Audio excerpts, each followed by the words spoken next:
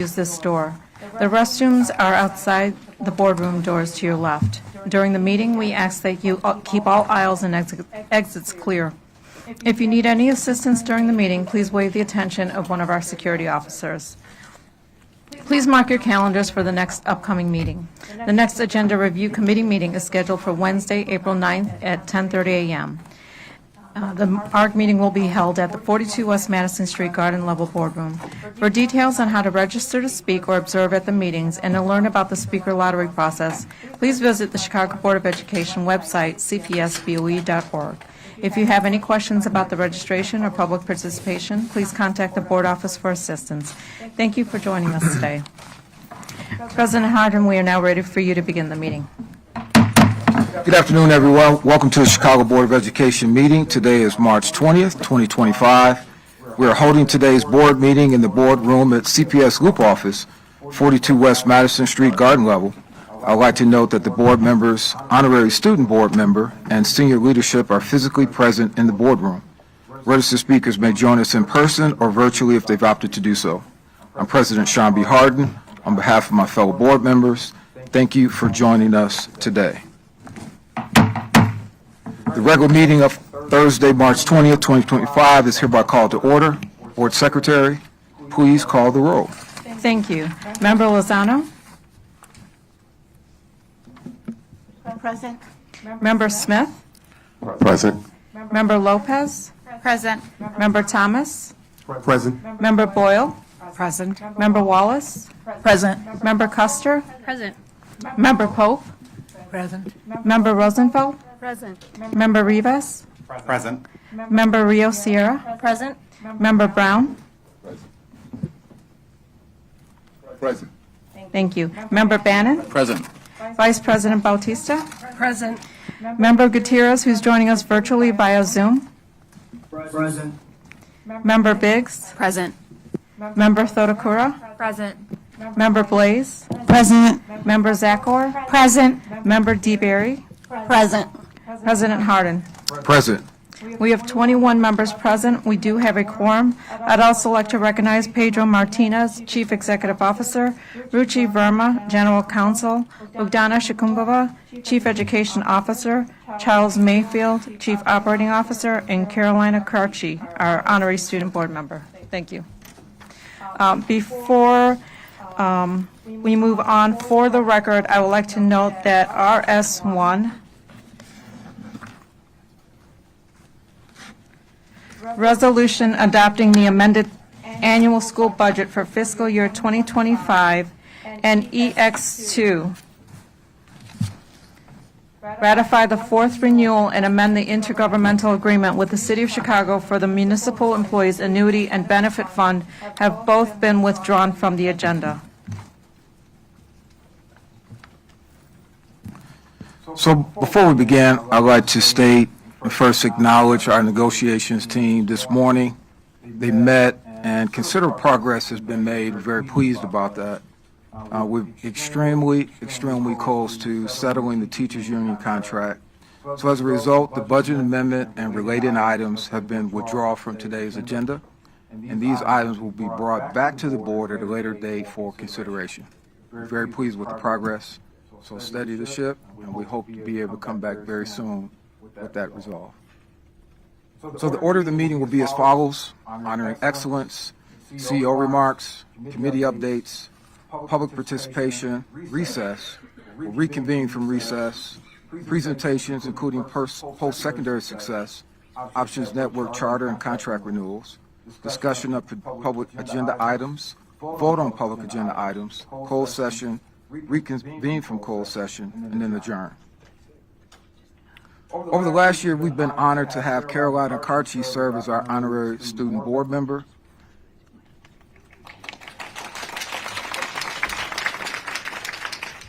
You have been a delight, and at any point, you can come have this seat. Member Karchi has been an outstanding addition to our board. Her leadership helped us center student voices and taught us all how to better engage students more authentically and meaningfully on decisions that.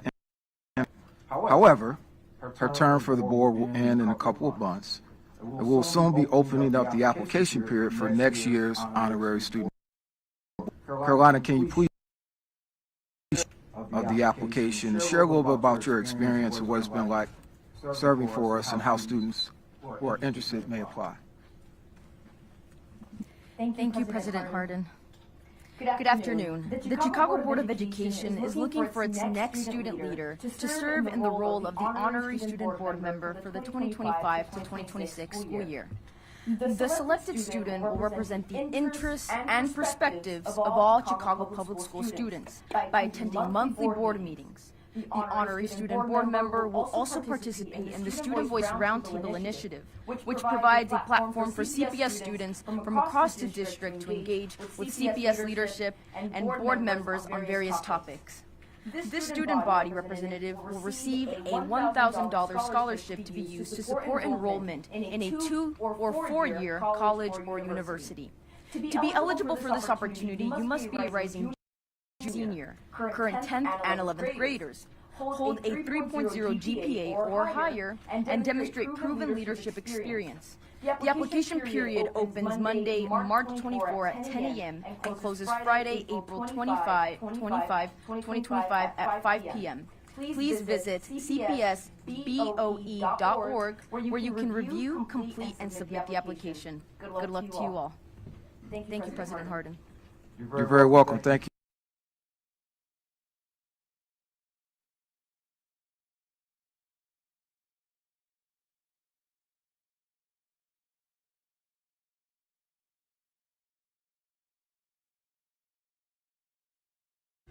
I am proud to be honoring excellence, which today features the kind of success story we wish for in all of our schools.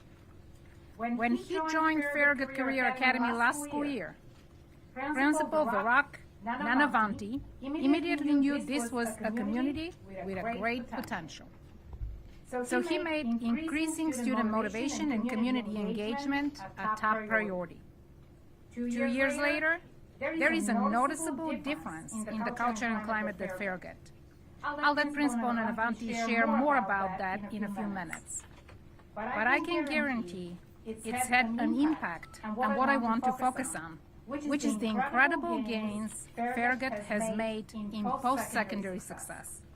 The school's college enrollment rate is now at 84.5%, which is the neighborhood high school in CPS and 14.7% higher than the district average.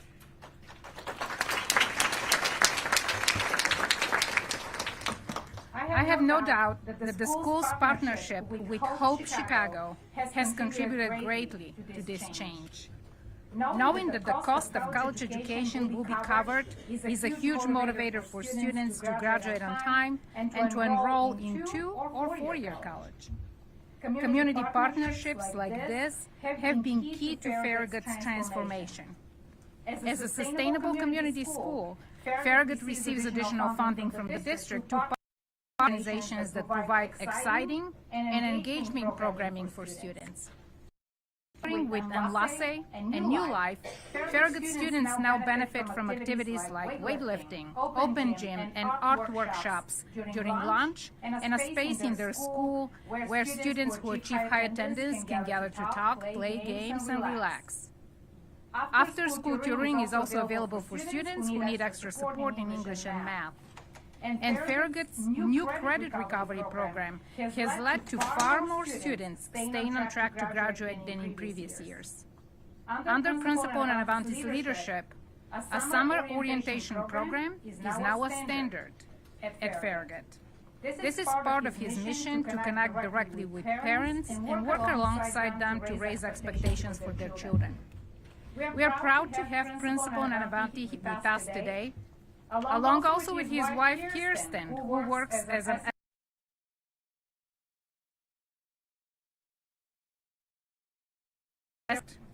also joining us are Assistant Principal Jeff Hereda and Farragut School Counselor Christine Argilan. And finally, we welcome Stephanie, who will be graduating from Farragut this year, and who Principal Nanavanti says embodies all of the positive change that his school has achieved in the past 2 years. I'll now invite the team from Farragut to say a few words.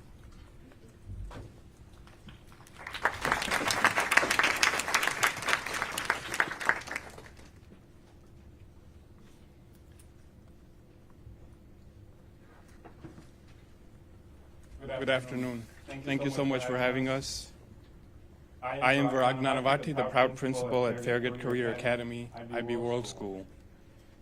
Thank you, Chief Shikumbava, for highlighting Farragut Career Academy, and I also appreciate the support of Chief LaRosa and the Network 16 team. Our remarkable college enrollment achievement results are from our collaboration with Hope Chicago. Their support has transformed college aspirations into a reality for our students. And LASE Chicago, our sustainable community school partner, has been instrumental in enhancing students' academic experiences and enrichment opportunities. They've also fostered engagement amongst parents and the broader school community through workshops and meaningful community engagement events throughout the school year. When I began my tenure at Farragut last year, we prioritized listening to our students. What they desired most was a school building that felt like a true reflection of their aspirations. Thanks to my incredible staff at Farragut, their dedication, we've successfully reshaped the school climate into one of care and inspiration. Kids come to school, they do well in classes, and our building is bursting with positive energy. This year we changed our logo from an F to an A, proudly embracing the Admirals. Along with this change, we redefined who we are as a school. The impact has been profound. A 22% increase in attendance, a 23% increase in our 9th grade on track, going from 66% to 89%, a 23% decrease in chronic absenteeism and chronic truancy, and a stunning 90% decrease in behavior infractions and suspensions. Thank you. Most importantly, our students, like Stephanie, have affirmed these efforts. In our Cultivate survey, we achieved an average growth of 10 points across all 9 learning conditions, a testament to the strides that we've made as a school. With that, I pass it along to Stephanie, one of our proud seniors.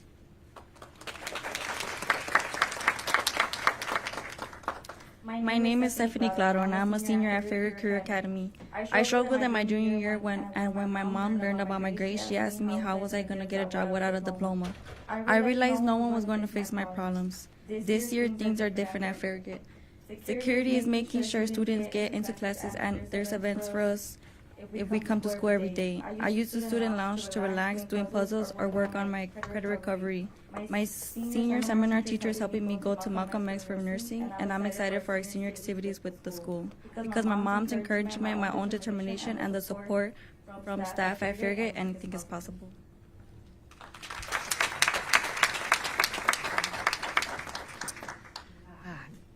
Good afternoon. My name is Kirsten Argelin, school counselor at Farragut Career Academy, where I've worked for the last 7 years and over two decades at Chicago Public Schools. Students like Stephanie are the inspiration for the changes Mr. Nanavati and our staff have made to improve our school climate.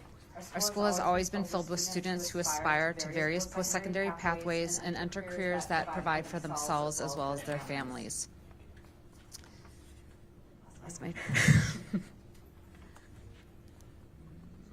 With our supportive learning environment, the varied interventions we provide, along with post-secondary initiatives, students saw possibilities. With the additional financial support with Hope Chicago, those possibilities have become realities. Thank you. Thank you all. Thank you, team. Board members, do you have any comments? They're quick to walk away. You might want to stay for a little bit. I am so excited to hear all of these achievements from students, from principals, and again, super excited to highlight one of our neighborhood high schools. So if anyone has any questions or comments for them, please. Board Member Pope. Yes, this is really exactly the kind of thing I spent my career working on and hoping for. Stephanie, you sound a lot like a lot of my students at Gage Park who realized after a period of time that they wanted to make changes because they did have a future and they could dream about what is to come. And I'm proud of you, and it's very exciting to hear about the changes at Farragut and the way that the school is listening to students and growing and developing. Thanks so much for being here and inspiring us. Board Member Lopez.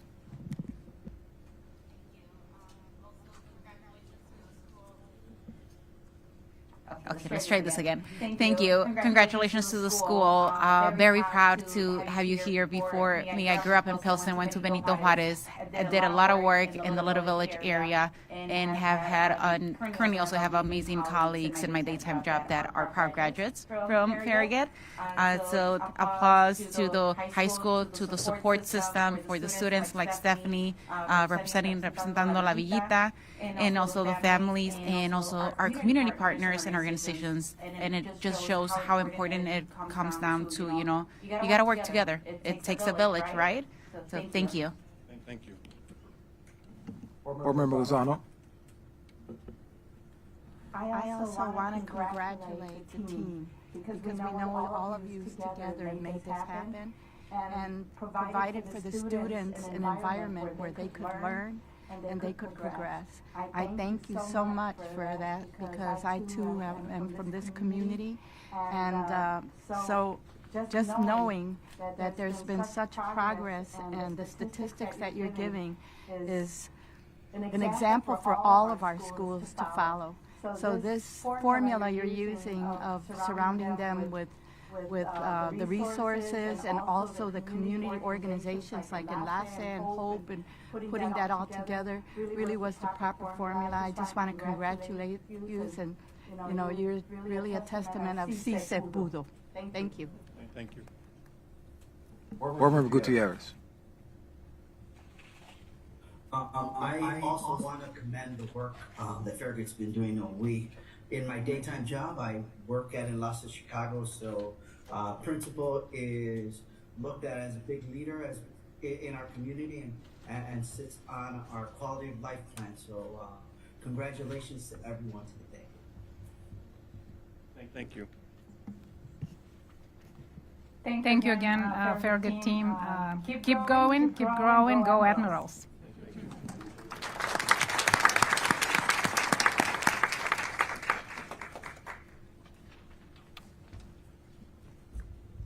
Cito, does that conclude your report? Yes, sorry. Great. Board members, are there any comments or questions? CEO Martinez, we're ready for your remarks.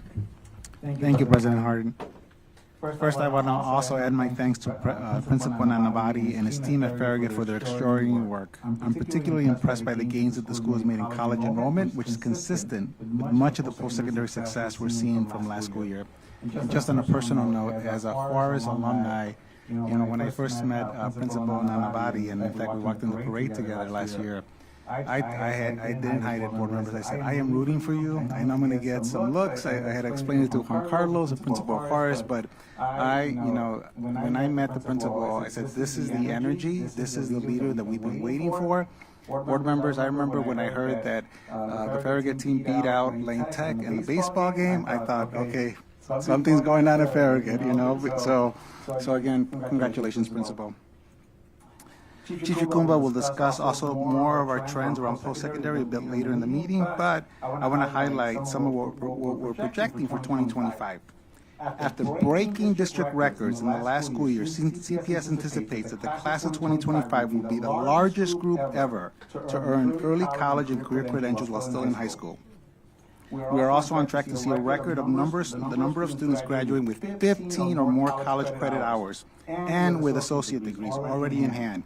So again, just to remind everybody, these are students that are getting their associate degrees. They actually go to their college graduation before they go to their high school graduation. So they're earning their associate's degree with a high school diploma. Importantly, these benchmarks are consistent across all racial groups. Board members, this is the initiative that we have no racial gaps at all. First initiative ever we've seen in the district that from the onset has been like that. So I'm extremely proud that we're closing opportunity gaps that have long existed for our students of color, and we're working hard to keep that momentum going. The data is very exciting, and we look forward to sharing more detail later in today's meeting. I also want to congratulate our CPS athletic teams that have been crowned champions so far this school year. Most recently, the boys basketball team at Diet High School captured the state championship title for Class 2A. Go Diet! In Class 4A, the state title went to the girls basketball team at Kenwood Academy. This was a historic moment for the Broncos. It was the school's first ever state championship in girls basketball. Another historic moment came earlier this school year when the boys cross-country team from Walter Payton captured their own state championship, breaking the school's race time record in the process. And Isabella, a swimmer at Whitney Young, broke the district's record for the 50-yard freestyle, capturing her own state title with a time of 22.5 seconds. Any swimmers in the room?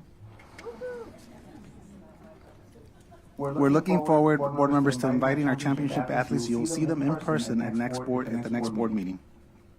I'm also proud to recognize all of our state as I'm proud of recognizing all of our state champion athletes, but I'm particularly proud of Isabella and the girls basketball team from Kenwood as we celebrate Women's History Month. I'm glad to see that schools around the district take advantage of this opportunity to uplift women and girls. Some of the schools have hosted hands-on events to help female students explore careers in STEM, where women continue to be underrepresented.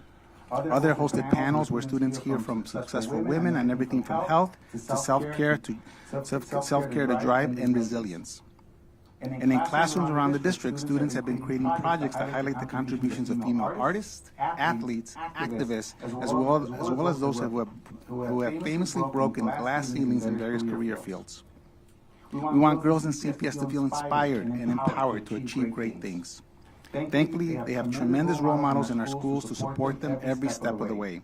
I want to thank all of the amazing, talented women at CPS, especially our in-school staff, who make up the vast majority of our workforce. It is your hard work that keeps our district going every single day, and I am constantly impressed by your skill, dedication, patience, and empathy, and I feel grateful that my daughter has so many of these women as CPS role models. Moving on, spring break begins Monday, March 24th. Our staff and students have been working hard, and I'm sure they're looking for a little bit of time off. We want our students to have fun, but also to stay safe and engaged during their time away from school. Families can visit our website at cps.edu/spring break for a list of programs and activities that are available to CPS students during the break. They include our safe haven sites, and opportunities from the Chicago Public Library and the Chicago Park District. I encourage everyone to explore the spring break and the spring break webpage and to find options that best fit for your families. And I look forward to seeing all of our students back in class Wednesday, April 2nd, ready to finish the school year strong. So again, families, first school back is April 2nd. It's Wednesday, so it's actually a 7-day spring break for our students. We also want to talk about something that's a concern that's rising across the country. We want our students to return to school as healthy as possible, which brings me to my next topic. We've seen in the news that cases of measles are on the rise around the country. Measles is an extremely contagious virus. If one person has it, up to 9 out of 10 people who have been around them will likely be infected if they're not protected. Fortunately, we have not seen any cases in Chicago, but we want to make sure that our CPS community remains healthy. The best protection against measles is the measles, mumps, rubella, and MMR vaccine, as it provides the lifelong protection from the measles virus. This is a required vaccine for CPS, and most people will have received it in childhood. But for those who have not, there are many ways to access this vaccine, including our district school-based and mobile health clinics, the Chicago Department of Public Health Immunization Centers, and local healthcare providers and pharmacies. The vaccine is free for anyone who is uninsured, underinsured, or receiving medical benefits through Medicare or Medicaid. For any family traveling internationally during the spring break, it is especially important to make sure you have protection against the measles virus before you travel. Visit cps.edu/vaccines or vaccines.gov for more information on accessing this potentially life-saving vaccine. Earlier this month, we also celebrated Social and Emotional Learning, or SEL Day, and the National School Social Work Week. These two things go hand in hand because providing emotional support to students is a big part of what our social workers do. From our students' early days in pre-K to the transition to and through high school, and our social workers strive to make sure that they have safe, welcoming learning environments where they feel valued and supported. School social workers touch all aspects of the student experience, from supporting students in crisis to shaping a positive school culture and climate, and to giving students as they make their plans for successful futures beyond CPS. I thank them for being such a trusted presence in our schools and for helping our students achieve a deep sense of belonging. At CPS, the emotional well-being of our children is always a priority. That is why we're proud to announce a new partnership with Hazel Health and United Healthcare to expand mental health services for our youth. Thanks to this collaboration, CPS high school students can now access high-quality counseling from licensed therapists at no cost. Again, I want to repeat that. Our CPS high school students can now access high-quality counseling from licensed therapists at no cost. All sessions are virtual, which means that students can access these services from the comfort of their homes. As we continue to roll out this program this spring, students will also have the option to engage in these sessions in a safe space at their school at a time when it will not interfere with their learning. As a public education system, our goal is to give our students the tools they need to be successful. We know that this commitment goes beyond pure academics. We need to empower our children by giving them the resources to navigate life's daily challenges and to help them build a strong mental health foundation. This partnership is a powerful step in that direction, and I thank Hazel Health and United Care for bringing this opportunity to our district. Mr. President, this concludes my prepared remarks. Thank you, CEO. Board members, are there any comments or questions? We have no committee updates this month, so we'll proceed with today's public participation session. Thank you for joining us to share your comments with the board. In compliance with the Illinois Open Meetings Act, public participation, sometimes referred to as public comment, is a portion of the board meeting or hearing that grants district stakeholders the opportunity to address the board with their concerns and comments. Note that public participation is a time for board and CPS senior leadership to listen and hear from you rather than a time for dialogue with board members during or after your remarks. While we can't discuss personnel matters, public participation is a key component of transparent governance and provides us as board members as well as senior leadership an opportunity to listen to everyone who has signed to speak.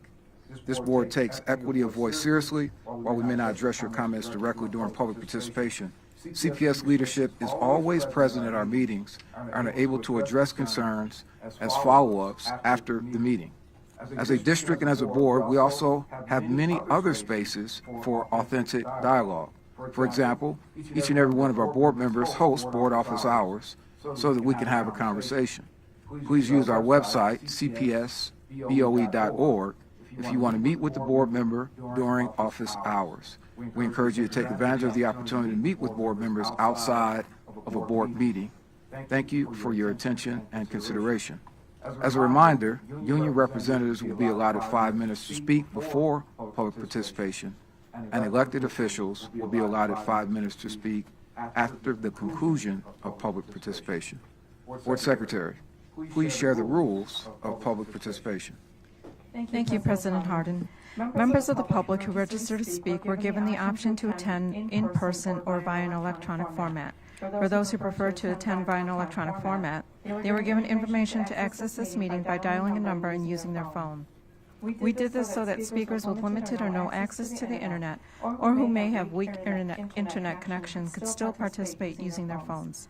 Also, members of the public may submit written comments for Board of Education meetings via the written comments form on the board's website at cpsboe.org or mail to 1 North Dearborn, Suite 950. Written comments received between the day the public agenda was posted through 5 p.m. the day after the Board of Education meeting will be submitted to the board and published within 5 business days on our website at cpsboe.org. Speakers, please listen while I provide directions for public participation. I will call your name and number when it is your turn to speak. For speakers joining us virtually, as a reminder, to unmute, please enter *6. Once you hear your name, please state your name for the record. I will then start the 2-minute timer. When there are 30 seconds remaining, I will inform you so that you can proceed to conclude your remarks to allow for the next speaker to begin. For anyone standing with the speaker, please stand along the glass partitions to keep the aisles clear. Thank you. President Hardin, before we begin calling speakers from the speakers list, we do have union reps who would like to address the board. We'll begin with Jen Conant, CTU Charter Division Chair.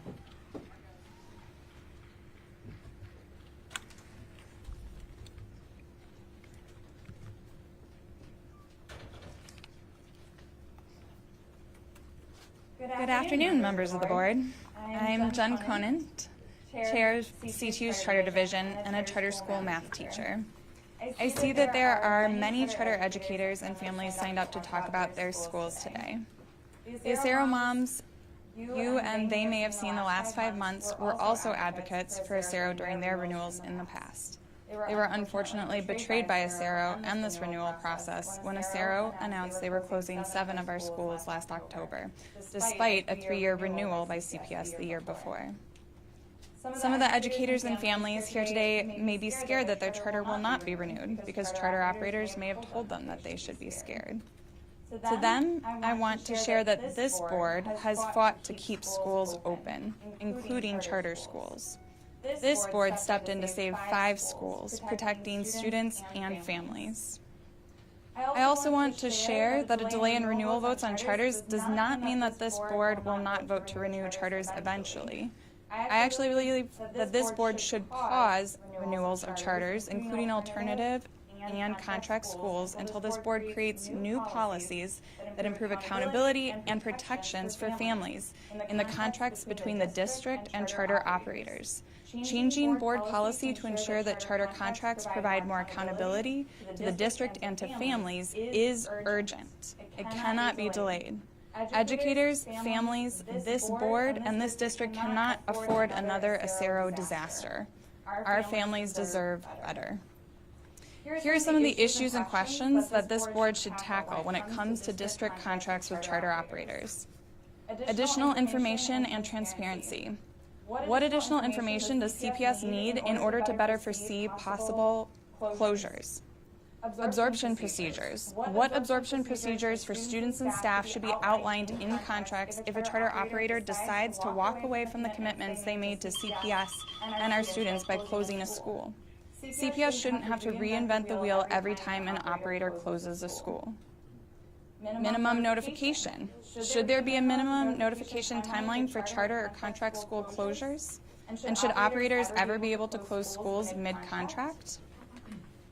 And appropriate use of funds. How can this board ensure that public school tax dollars intended for education are not spent on campaigns against educators who choose to form a union?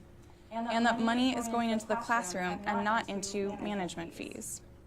I also want to speak to you today about the options alternative schools up for renewal.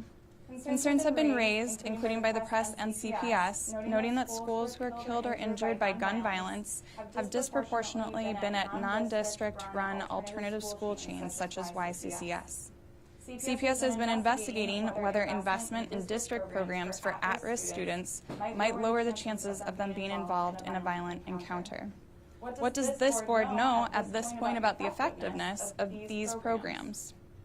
Counseling students out of CPS neighborhood schools into alternative charter schools may not be what's best for these students. Unsurprisingly, those schools are not all the same, and some of them do a much better job of meeting the educational, safety, and support needs of students than others. YCCS is up for renewal this year and is a charter holder that farms out management of most of its schools to charter management organizations. This structure means that CPS sends money to YCCS for its schools, which takes a chunk of that money, then sends it to the charter management organization, which takes a chunk of that money, and then it finally goes to the school. This structure means that fewer dollars make it into classrooms than in the district, or in charter schools that are directly managed by the charter holder. Beyond that, I want to flag that YCCS has failed to land a contract with us, with CTU, at YCLA. Our contract there expired in 2022. We negotiated an interim agreement on compensation for school years 22-23 and 24-25. But negotiations on the larger contract have been on hold for months as YCCS has not felt urgency to land an agreement. We also want to flag that while YCCS is supposed to be responsible for providing special education staffing and services at all of its schools, Latino youth has barely received any You have 30 services seconds at all. remaining. I have more concerns, but don't have time for them now. I also want to flag concerns about the Excel Academy and Camelot Network. These campuses are run as subsidiaries of a national for-profit, private equity-owned education corporation, which owns multiple for-profit companies. And an investigation by the state of Connecticut found that the network, serving students with disabilities, had grossly underserved students with disabilities and violated state and federal education, special education laws. Both the Excel Camelot schools considered for renewal today, the Excel South Shore and Southwest, were cited in their last renewal as having failed standards for special education students here in Chicago. Please conclude your remarks. Given all of this, I strongly encourage the board to delay any renewals until the board passes new policy on charter school contracts with the district to ensure that we never have another Acero-like school closure again. Thank you. Thank you for your comments. Our next union rep is Kia Banks, CPAA Chief of Staff.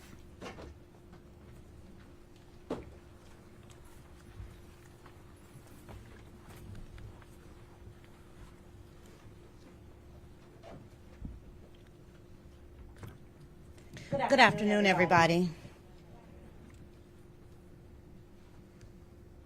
Sorry. So we opened our meeting today talking about all of the accolades and the accomplishments of this district and our students that educators and school leaders have made possible. And while those things are awesome and we should celebrate those things, what's important for us to ask you all today is that we come to you today understanding that there are still some very important work and some very important discussions that have to be made. See, we understand that while there's much work being done at the bargaining tables with other unions, we also have to make sure that we are clear. Some of those sticking points we must say something about. We understand that there seems to be some discrepancy about how we are going to make sure that our most precious and our most critical people in the, those critical educators, teachers, have prep time. My question, though, for you, who's going to supervise the children? When teachers are off duty, when they have prep time, school leaders are left to figure out how to safely supervise students and protect their instructional time. We are already struggling with the limited resources that we have to ensure that our students are safe and that they are receiving that high-quality instruction that you expect from us. And so what we want to know is, where's that going to happen? Who's going to supervise those children? We also understand that there's an additional sticking point about our observations. And again, while we recognize that there are fair and other options that we can consider, 3 years for a school leader to determine the effectiveness of the teacher standing before children is too long. We have to understand that a proficient rating is one step above basic. There are ranges between proficiency at different levels. And when you have a school leader who inherits a school where the majority of their staff is rated proficient, we have to have a mechanism to ensure that those teachers are performing at that level.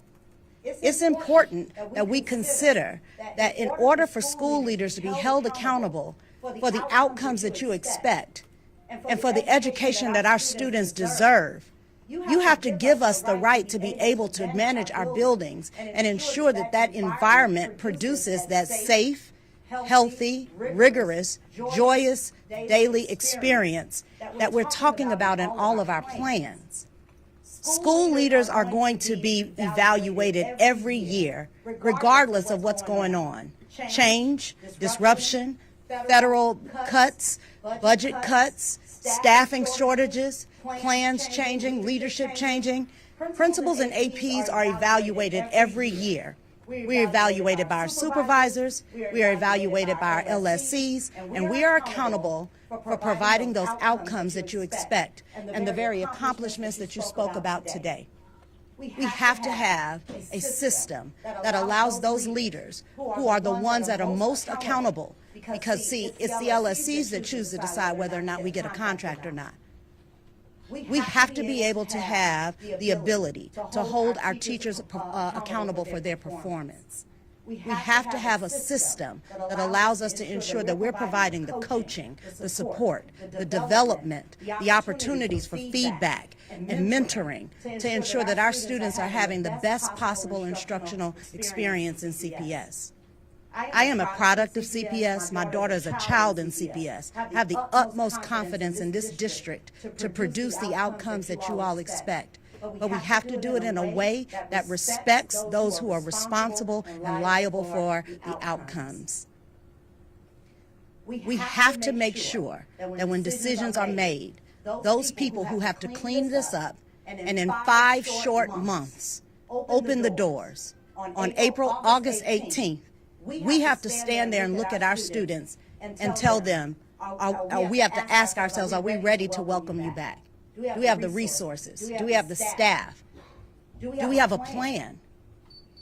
We need to make sure that the right people are at the table when these discussions are being held, and that those decisions take into account the work that has to be done so that you too can continue to tout all of the accomplishments of our great district. So I'm asking you today, what is your plan, and how are we going to put students first? Thank you. Thank you for your comments. President Hardin, we are now ready to call speakers from the speakers list, and we'll start with speaker number 1, Latangela Ward, who is joining us virtually. Please enter *6 to unmute.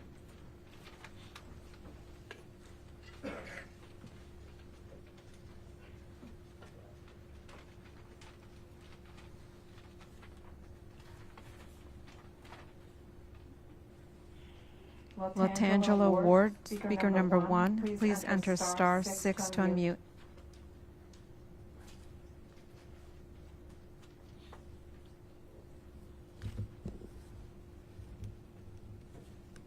Good afternoon, everyone. My name is Dr. Latangela Ward, and I am a product of CPS and a dedicated CPS candidate. Today, I urge you to reconsider supervision structure of Chicago Public School principals by repurposing the role of network chief. The responsibility of network chief, such as developing professional development plans, PIWP support, and fostering community engagement, are essential that can be handled by school-based personnel like an internal leadership team. The $32 million spent on the network chief position, a small fraction of this cost could be better invested in enhancing in-house teams to directly benefit students. I propose that we revert to a more foundational governance structure, empowering the Chicago Board of Ed, the CEO, LSCs, and ILTs with supporting and holding principals accountable. I also recommend increasing the number of LSC voting members by adding 2 more teaching members to the team. By doing so, we can ensure a richer, more diverse representation of educators' voice in decision-making. The decentralization will not only enhance accountability, but will also infuse our schools with fresh ideas and perspectives, revolutionizing the way they operate. Let us invest wisely in our future by reallocating a fraction of these funds back into the schools. Not only will this You have 30 seconds remaining. amount of money, this will shift the foster and nurturing environment of our schools. I sincerely urge the Board of Education to embrace this transformative change. Together we can secure a brighter future for our students and ensure our schools are supportive places where all stakeholders can thrive. Thank you for your time and consideration. Thank you for your comments. Our next group of speakers are from Inter-American Magnet School. Anna Retimal, speaker number 2, joining us virtually. Lindsay Wood, speaker number 7, joining us virtually. And Jennifer Torres, speaker number 13, joining us virtually. Anna Retimal, please enter *6. Thank you. Please proceed. Hello, my name is Anna Retimal, and I come before you as an Inter-American alumni, former teacher, and parent to beg for your immediate action in addressing the issues of safety and community engagement at the school. As a student at Inter-American, I learned not only academics, but also about activism and advocacy. We were taught to speak up for those who cannot, to stand up when we see injustice, and to fight for what is right. Today, we are asking you to listen, to act, and to step up to protect our children. Under Principal Saya, parents are terrified to speak up, fearing retaliation, being banned from the school, or even facing legal action. Teacher and staff morale is low, and it should come as no surprise that students also feel unsafe and unheard. Principal Saya has steamrolled decisions about the school's budget, staffing, and class sizes. He has shown little regard for the input of the school community or even LSD protocols. Parents have been coming before this board for over 6 months asking for help, begging for change. We are not going away. We will continue to speak up. Members of the board, you were elected to hold the system accountable. Mr. Martinez, you were entrusted with the responsibility of ensuring that our schools are safe, equitable, and supportive for all students. We ask you to honor those responsibilities and hold Principal Saya accountable for failing to follow your own established protocols, policies, and procedures. The time for action is now. We need you to listen. You have 30 seconds remaining. And we need you to take the steps necessary to correct the injustices at Inter-American. Our children deserve better, and it is your duty to ensure that they get it. Thank you. Thank you for your comments. Our next speaker is Lindsay Wood, speaker number 7. Please enter *6 to unmute.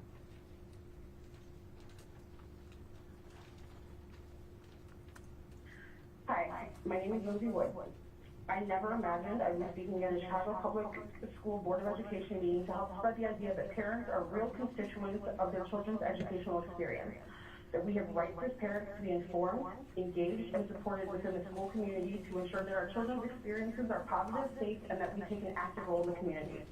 However, this has not been my experience, and that of many other parents at Inter-American Magnet School.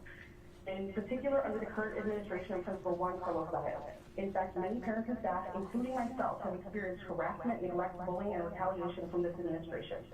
In fact, much of this problem could have been avoided by seeing us as partners and sharing all aspects of our children's educational experience, including any concerns regarding behavior, bullying, social emotional support, academic needs up front. This would include responding to emails of all parents with concerns or questions, informing the school community about breaches of security, transparency about changes to school-wide curriculum, and so much more. Instead, parents have been stripped of their parental rights in education. Principal Zayas has neglected to communicate with parents far too often on important matters that have resulted in neglecting the rights of children and the policies in place to protect our children from such acts. As a matter of fact, on March 5th, a second incident occurred where someone tried to enter the school building. It is March 20th, and Principal Zayas has yet to communicate with parents about the safety of our children and school community. Like myself, many parents have signed up in ways that would support the school community by volunteering, joining school committees, lunch and recess support, sit and go, etc. However, parents who have been viewed as outspoken You have 30 seconds remaining. intentionally removed from these opportunities, resulting in a shortage of staff and supervision during recess and lunch, and not only putting our children in danger, but neglecting to keep our schools safe.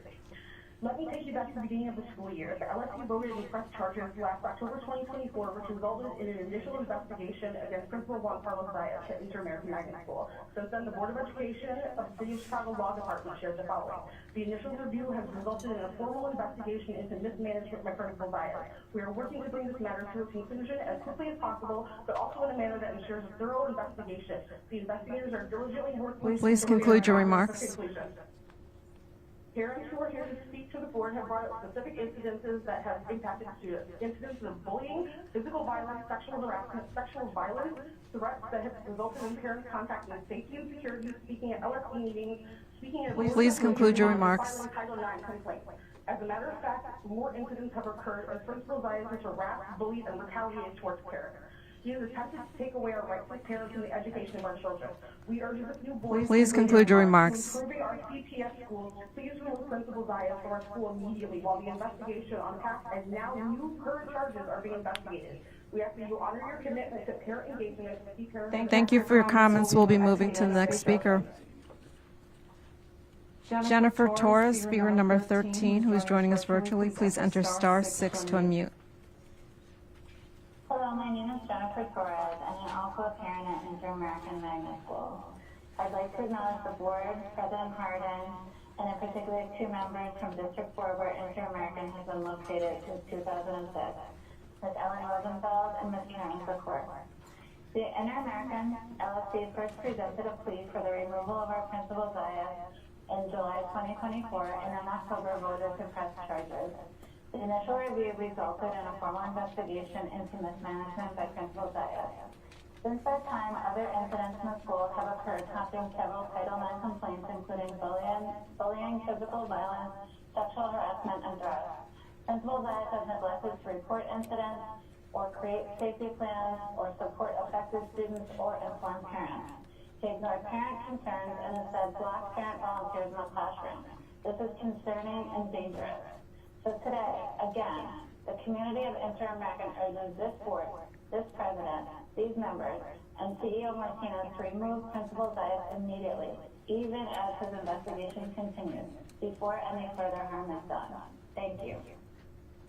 Thank you for your comments. Our next speaker is Winnie Williams-Hall, who's joining us virtually. Speaker number 3, please enter *6 to unmute.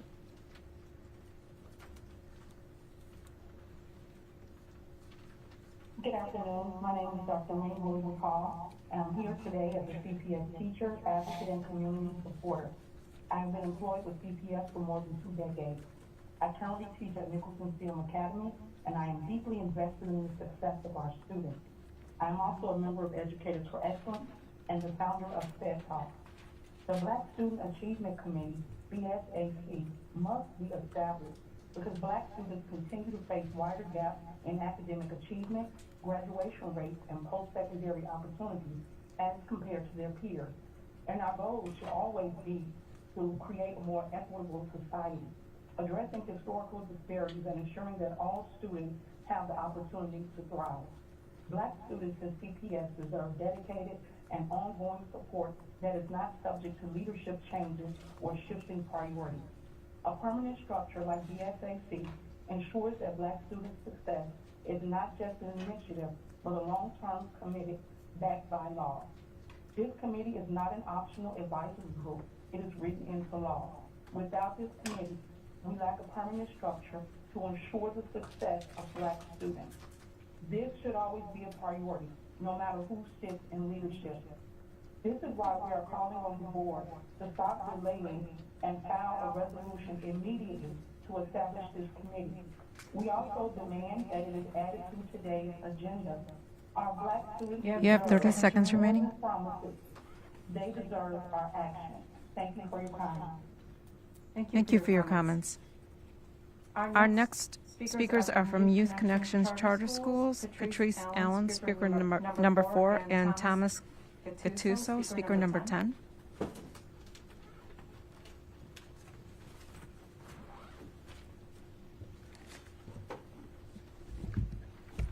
Good afternoon, CPS board members, colleagues, and community members. First of all, I'd like to give thanks to God for allowing me to be here before you guys. I come before you as one of the staff members of Youth Connection Charter Schools. I work at Progressive Leadership Academy located in the Woodlawn community as a college and career coach and as a mentor. I've been with Youth Connection Charter Schools for just about 8 years. As a whole, Youth Connection Charter Schools focus strongly on communities, youth, and partnerships in a holistic way. This approach acknowledges the deep interconnections between social, economics, environmental, and cultural aspects, ensuring that our students are not only resilient, but also thriving. We prioritize community-led initiatives and collaborations, and we create an environment that empowers our students as well as our families. Additionally, social-emotional learning remains You have 30 seconds remaining. Social-emotional learning remains a cornerstone of our mission, recognizing that diverse backgrounds of our families we serve is in great need of those things. Through constant staff training, we equip our students with critical life skills, self-awareness, and self-control, and exceptional ability to build positive relationships. We ensure they are successful in school, work, and beyond. We also edify life skills. Please conclude your remarks. Our commitment to these values is what makes us strong and successful. With your contributions, support, and continued renewal, we look forward to evolving and expanding our impact into the 21st century and beyond. Thank you. Thank you for your comments. Our next speaker is Thomas Gattuso, speaker number 10. Good afternoon, CEO Martinez, ladies and gentlemen of the school board, and other members of the CPS family. My name is Dr. Thomas Gattuso. For the last 21 years, I've been the proud principal of Sullivan House High School on the great south side of Chicago, and more importantly, a proud member of Youth Connection Charter School. I'm here to support the renewal of Youth Connection. It is a unique and successful charter, one of the most unique in the country. Our middle name is Connections. In order to succeed with students, you have to have those connections. Many of you are parents, many of you are educators, so you know the importance of connection, whether it be with a student or with your children. Those connections happen every day throughout our 17 campuses, happens every day since 1997. What makes us unique specifically is that we take students 16 to 21 who have been disengaged, discouraged, disconnected, disinterested, or just disappeared from school completely. We give them a chance to come back to school looking for a second chance, a better chance to attend a specialty charter like Youth Connection Charter School. We are successful not just with me saying so and not just 30 seconds because remaining. we have graduates, but on every CPS matrix possible since I've been here, starting with tape scores, then SQRP, and then the option schools metric. Youth Connection has always performed at the highest level. I'm imploring you to renew our charter, to give us more money for our diverse learners as we are woefully underfunded, and because we take students in at different times of the year. We take students in whose IEPs are not current even when they're in our school because they weren't current when they came to our school. I'd like to thank the school board for your time and attention and your work towards our students. Thank you. Thank you for your comments. Our next speaker is Catherine Samaron, speaker number 5.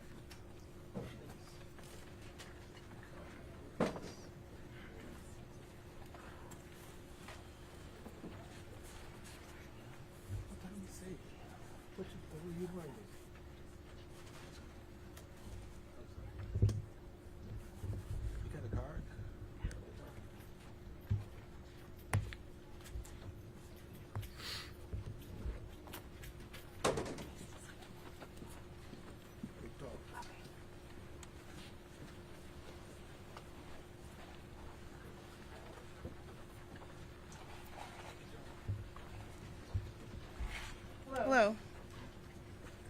My name is Catherine Samaron. I was born and raised on the Southwest Side, the daughter of a bilingual preschool teacher, the granddaughter of a social worker, and I currently teach elementary school music in CPS. This semester I teach about 600 students. They have IEPs, 504s, they are ELLs, and they speak 40 home languages. When my colleagues in their homerooms and their core content areas are on their prep, I am not babysitting them, I am educating them. Teachers in my building and across this district are routinely robbed of our personal time. The mental and emotional overwork of teachers is our worst kept secret. My partner knows it, my therapist knows it, TikTok knows it. This board knows it, and so does everyone at CPS. This system only works because of our free labor. That's why we came into this contract proposing an additional 30 minutes of prep time. time that was taken from us by CPS and the Board of Education when these institutions bent to the whim of Rahm Emanuel. We know how to compromise, though, and that's why we're counter-proposing 20 minutes, because we know what negotiation means. So I'm just a tired teacher who worked a full day today, who's a little sick, and comes through anyways. And I am asking you, Board of Education, You have 30 seconds elected remaining. and appointed, to talk to your CPS team, to tell them how to negotiate and how to compromise. Meet us in the middle. We are out here every day working, helping kids tie their shoes and blow their noses and let them tell us about their bad dreams when they have them, and how much they miss their mom, and why they're hungry because they didn't eat the school lunch. We're doing that work, and then we come here to do this work afterwards. And we go to negotiate, and we figured out how to compromise. And we need you to tell your team how to compromise. Thank you. Thank you for your comments.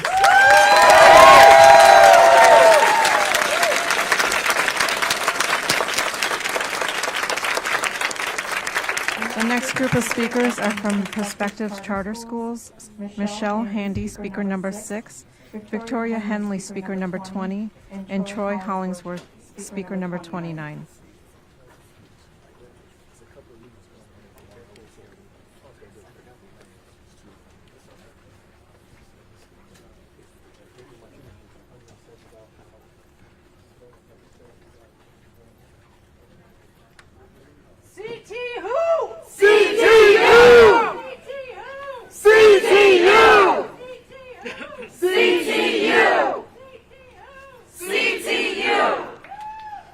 As the next speaker approaches the podium, I do want to note for the record that Speaker 29, Troy Hollingsworth, is not here.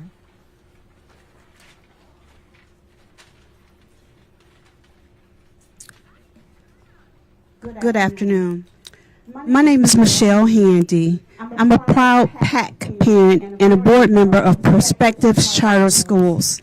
As a parent, I believe every family deserves the right to choose the best education for their child. When my family was searching for a school, we wanted more than just a place for academics. We wanted a school that would help shape our children's character, instill strong values, and prepare them for life beyond the classroom. That's why we chose Perspectives Charter Schools. My twin daughters have been attending Perspectives since the 7th grade and now are high school seniors.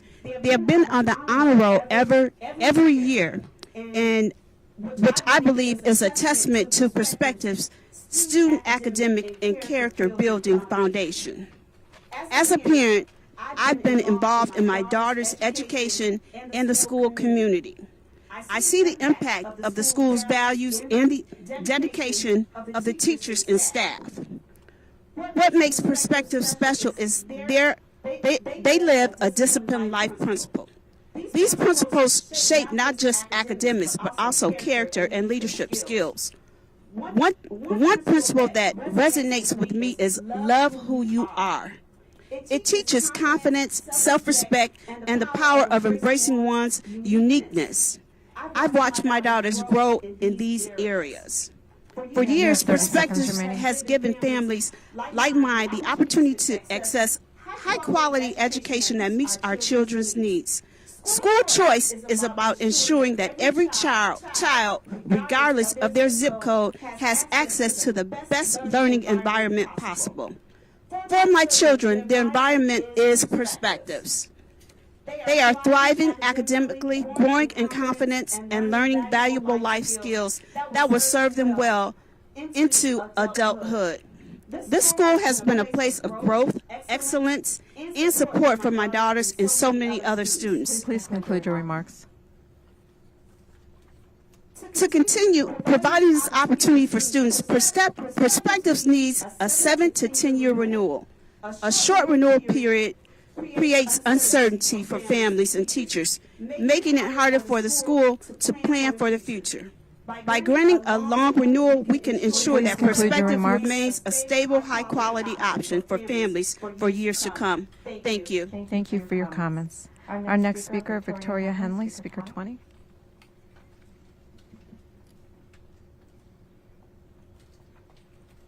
Good afternoon, everyone. My name is Victoria Henley, and I'm a proud alumni of Perspectives Charter School. Education was always a priority in my household. My mother instilled in the importance of learning and of striving for excellence. I was in a private school from preschool to about 8th grade. And when I came to Perspectives, I found not only that it was just a school, but they actually cared for us. At Perspectives, I was an AB student, a brand ambassador, a part of the National Honor Society, and a cheerleader. I also took AP courses. So beyond academics, one thing that really defines Perspectives for me is the compassion. So the teachers and the staff, they invested in me, and they pushed me to excel, and made sure that I believed in myself and my potential. That support shaped me who I am today. I went on to earn my Bachelor of Arts at Columbia College Chicago in Fashion Business, and I was the president of Alpha Kappa Alpha Sorority Incorporated Beta Chapter. Today, I'm the co-founder and executive director of Grow with Grace Foundation, a nonprofit dedicated to gracefully empower the growth of young girls and young women through etiquette, education, You have 30 seconds remaining. health and wellness, and with the appreciation for the arts. So when we thought about this pilot program, of course, Perspectives was the first option for us and my board members, because it shaped who I was. And so I just want to give that back to the students and just pay that forward. So I come to you today to ask you about the extension of the renewal for Perspectives Charter Schools, 7 to 10 years, because Perspectives is a school that produces leaders, and I'm living proof. When you invest in students and when you believe in them, the results speak for themselves. Please conclude your remarks. Let's continue to give students the same opportunity to live a disciplined life. Thank you. Thank you for your comments. Our next speakers are regarding the budget. Speaker number 8, Dwayne Truss, and speaker number 18, Dr. Angel Alvarez.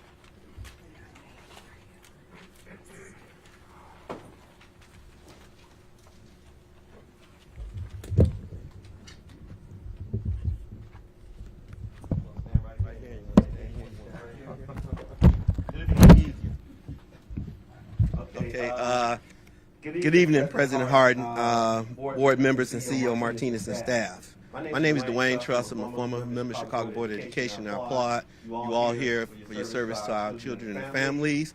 But that being that, do not balance the City of Chicago's budget on the backs of our students and families. As a board, you have a fiduciary responsibility to properly manage CPS funds.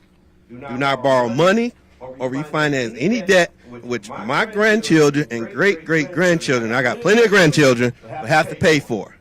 As I stated during my tenure on the board, there needs to be a strategy to develop a fund reserve, because CPS doesn't seem, you got to do it, because if you have a fund reserve and when you go to the market, because you've all voted on borrowing,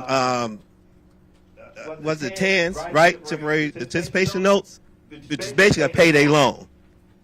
And if the board moves forward to be fiscally responsible, it'll be cheaper for our families in the future because it'll be less interest that has to be paid. And also, being from the West Side, I got to give a plug to the West Side. The fact that we don't have a wall-to-wall vocational school, go ahead and give our kids the opportunity to get on some of the future jobs. And that's another issue that we will be discussing with the board in the future. But critically, though, it would be irresponsible if you would go ahead and move on this. I know it was taken off the agenda, so I guess it's kind of like my pre-testimony for the April board meeting. So don't do it. 30 seconds remaining. No problem. Don't do it. Don't do it. Don't do it, because you're going to be bringing a lot of negative attention to CPS. And also, I was told by someone else that we had, I think, former interim chief talent officer Lauren Claire McClellan unfortunately passed away. She served CPS for 25 plus years as a public servant. That's a loss when anybody, lose anybody from the CPS family. And then my understanding that she was just only age 59. So my hearts and prayers and condolences go out to her families. And I thank you very much. I guess you guys knew that you was going to have a night off or something, right? Thank you for your comments. Dr. Angel Alvarez, speaker 18.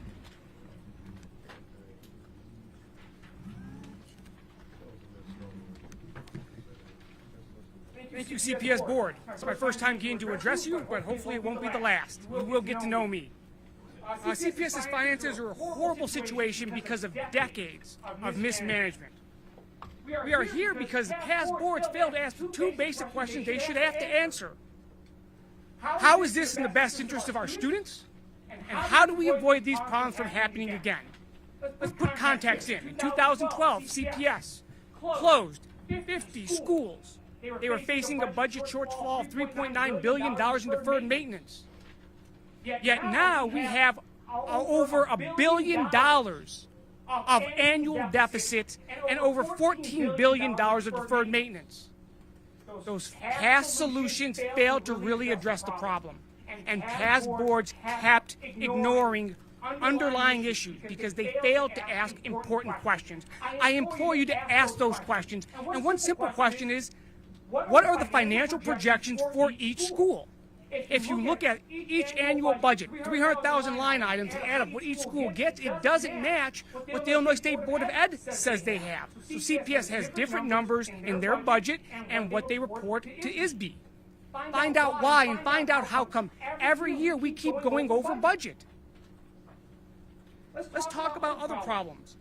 Not only is CPS not providing accurate expenses, right? They hope that by giving you incorrect information, you're going to keep making the same mistakes as the other boards. You have 30 seconds remaining. Let's look at also disparities in funding. We failed to ask important questions about what was the return on investment. Progress for Latino students lags behind others in the state, and English language learners fail to make gains after the 4th grade. Essentially, the longer they're in the system, the more they fall behind. I implore you, I will send you all a report. You will get to know me, I assure you. Please, do better than the past board, ask hard questions, and do right by our students. Thank you so much for your service. Thank you for your comments. Our next speaker is Janet Fernandez, speaker number 9, who is joining us virtually. Please enter *6 to unmute.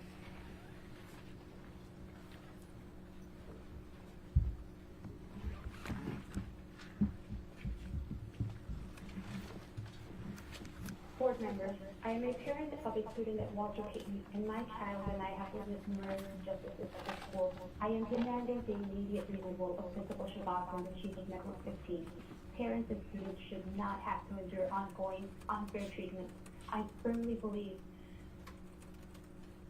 these persistent issues stem from a lack of strong leadership and inadequate parent support. Many parents, students, and faculty members want to speak up but remain silent out of fear of retaliation from this administration. This is unacceptable. The fact that students and community members are using the Instagram account Payton.Voices to express their concerns speaks volumes about the urgent need for change. Additionally, I believe that the principal discretion process at Payton must be investigated. There must be a greater accountability and transparency in how decisions are made regarding admission and student support. I call for proper allocation of funding across the district to ensure students receive the high quality education they deserve. At Payton, thousands of dollars were spent at the start of the school year on unnecessary expenses such as balloons, decorations, and DJs. During the December LSU meeting, we were told that back-to-school funding could only be used for balloons, decorations, DJs, inflatables, and bouncy houses. Meanwhile, students are left fundraising for basic supplies and amounting as little as $30 to $50 for extracurricular activities. Why is funding not being directed toward students' needs? This misuse of resources must stop. Payton's high-achieving students deserve adequate academic support rather than wasteful spending on non-essential items. Finally, during this month's LSC meeting, I requested the removal of Principal Shabazz and stated that the Chief of Network 15 should also be removed. Transparency at Payton is rapidly diminishing. Please conclude your remarks. Leadership failures must be addressed. Furthermore, I ask that you investigate the unprofessional conduct of the business manager towards the LSD members. Board members, I urge you to implement this plan to protect. Please conclude your remarks. From further retaliation by this administration, immediate action is necessary. Thank you for your comments. We'll move on to the next speaker. Thank you. Our next speaker, Eve Palmer, speaker number 11. Good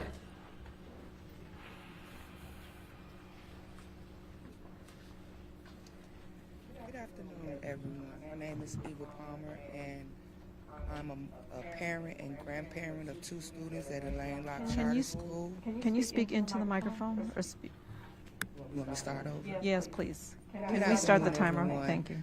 My name is Eva Palmer, and I'm a parent and a grandparent of 2 at Elaine Locke Charter School, and I'm asking for this 10-year renewal because not only have they earned that, but they deserve it as well. Their graduation rate is at 100% when they go on to high school. They also have a 100% graduation rate. And I just want to say that my youngest daughter, she's in 3rd grade. First marking period, she struggles with math, and she received an F on her report card. Second marking period came out, report cards came, and I was really expecting for her math grade to stay at an F or at least go up to a D, but she went up to a C. And she's in 3rd grade, and she struggles. I also want to say that my granddaughter, who's in 5th grade, she's doing well, but I sit in her 5th grade math class, and I do some of the work as well, and I take some of the tests as well because I'm a Chicago public school graduate as well. I struggled in school, and nobody never took the time to explain things to me.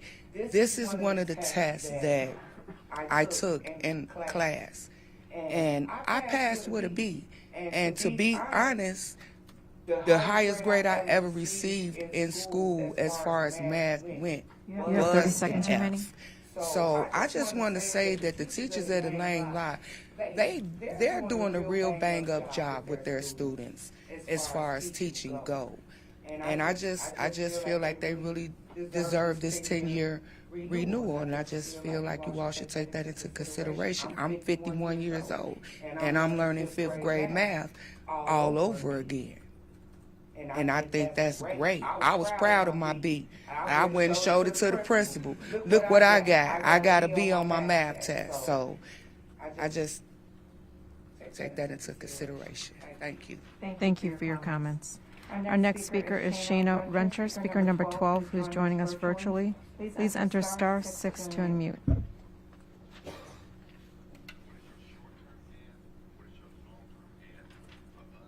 Good afternoon. My name is Shauna Renter. I'm a former CPS teacher of 16 years with diverse learning and a former CPS graduate. I'm a current teacher at Mr. Captain Chicago South. Who I am as a teacher is making a difference in students, one student at a time. I'm deeply invested in the success of our students. I'm also a member and a teacher leader with Educators for Excellence. The establishment of the Black Student Achievement Committee is crucial to ensuring that our schools remain strong and supportive for all students, especially Black students. We must create programs and policies that protect funding, staff, and educational resources aimed at enhancing Black student achievement.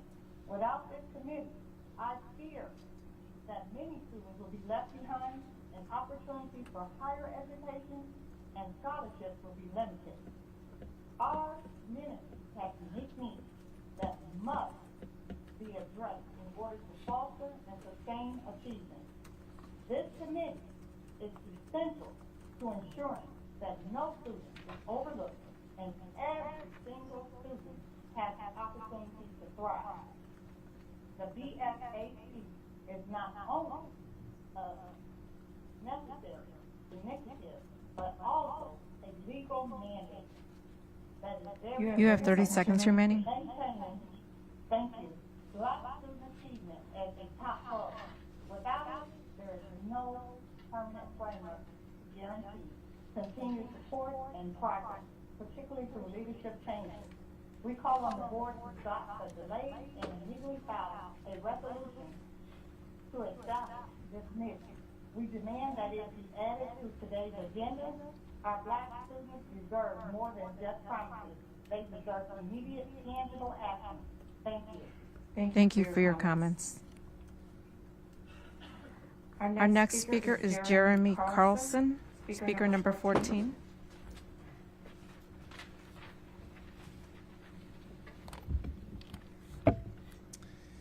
Good afternoon. My name is Jeremy Carlson, and I am a CPS parent. I have a kid at Kilmer Elementary School in Rogers Park, and my kids are watching on YouTube, so hi Luke and Grace. I am coming before you guys here today because Kilmer is a great school, and it really needs a new playground. And so I just wanted to talk to you guys about Kilmer and about the playground and the situation, and ask for your help, and then also to voice frustration that we've had with the facilities department trying to work on this. This all came together just in a couple of days.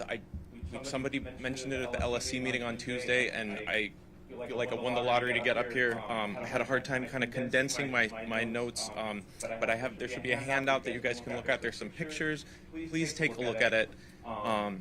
A couple of things about Kilmer. It is the largest K-8 public school in Rogers Park. It has 810 students. 78.9% of those students are economically disadvantaged. 84% of our students are minority students. 25% of our students all have IEPs. 56% of our students are English language learners. We have a large number of new arrivals and refugees, really vulnerable kids, really vulnerable families. The school's opportunity index score, which I don't know what that is, you guys probably do, is 39.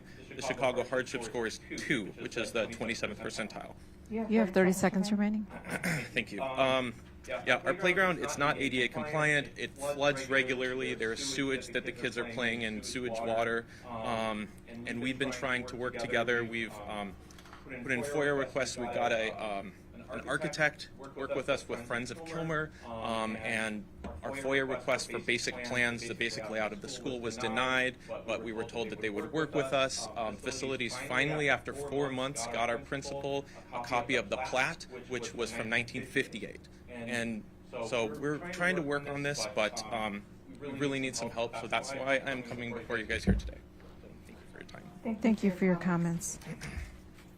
Our next speaker is Miguel Guevara, speaker number 15.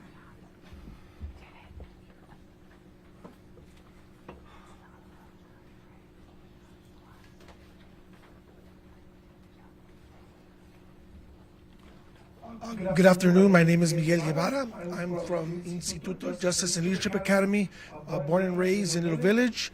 I'm here to talk to you guys a little bit about our school. We are a second chance high school that works with students that have been pushed or pulled out of other district schools or other community schools. We work with students that are between 17 and 21 years old. A lot of our students come from different neighborhoods, and being familiar with the city of Chicago, you know that within those neighborhoods there are boundaries, there are organizations, there are affiliations, and we have to kind of do what we can control within our school to provide a safe environment for them. And so one of the challenges that we face is what can we control? And so let me just briefly share with you this story. We had a physical altercation with 2 students from different neighborhoods. And so I was trained doing peace circles by you all, by CPS. I took the Restorative Justice Peace Circles 101, 102. And so I applied that within our school. So I asked both gentlemen separately if they were willing to sit in a peace circle, and they both agreed. Now I can't go into the specifics of what the peace circle entailed, but at the end of the peace circle, okay. Now, not only that, but there was coexistence, and not only coexistence, You have 30 they were able seconds to remaining. work together. They were able to work together for the rest of the year. Now, that is one physical altercation that we average a year in our school with students from different neighborhoods, from different affiliations, from different organizations. So if you understand the troubles that we have and the issues that we have in our city, the roots and the causes, then you will understand why our school is important and what we did that day and what we continue to do makes a difference. You're not going to find this, I know, renewal application. You're not going to find what we did in some sort of an assessment. Please conclude your remarks. Now, this is something that we do, so I'm please asking you all, take a look at what we do, come to us, talk to us, get to know us better. Give us at least 5 more years, por favor. We just did our new contract with the CTU. Give us the 5 years with the renewal, and let's continue to do what we do. Thank you very much for your time. Thank you for your comments. Our next speaker is Lisa Blanchard, speaker number 16.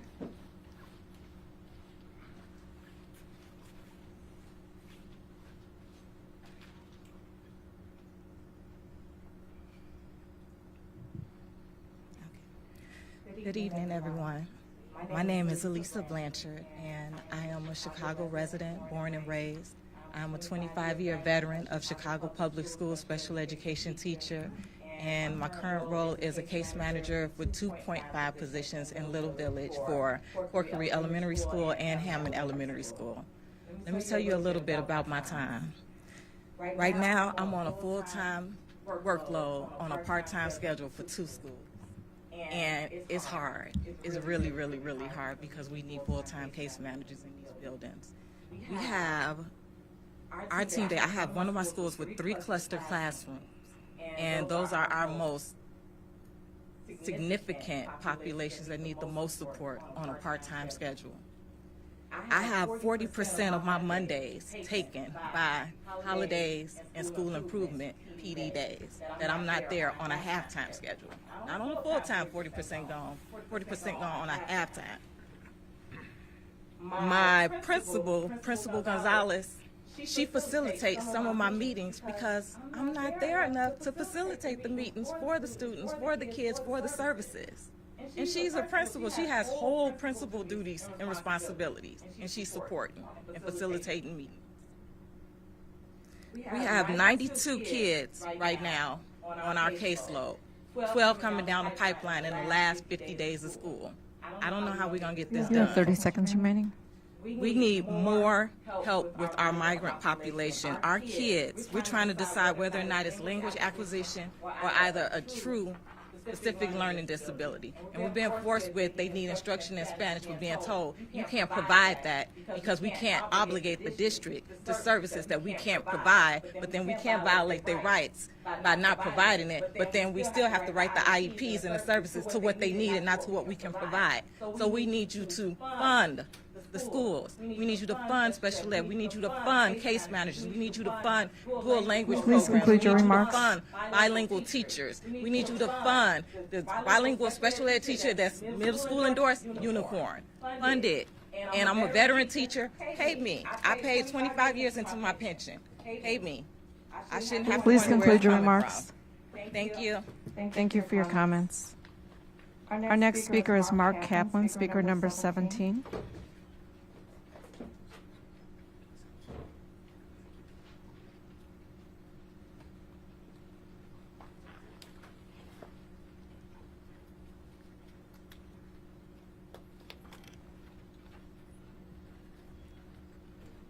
Good afternoon, board members, CEO, staff, and guests. My name is Mark Kaplan. I am a community representative from Uplift Community High School and a member of Northside Action for Justice. I love Chicago public schools and I love public education. Both of my children are products of CPS, and my son has been a teacher for 26 years. My granddaughter just graduated from CPS last year, and my grandson is a junior in high school.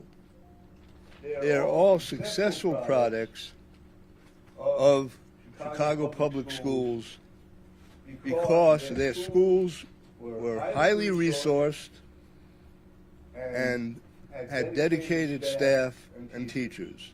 We're calling on you, the board, to do everything in your power to transform this district so that every child has the opportunity to attend schools that my children and grandchildren are able to attend.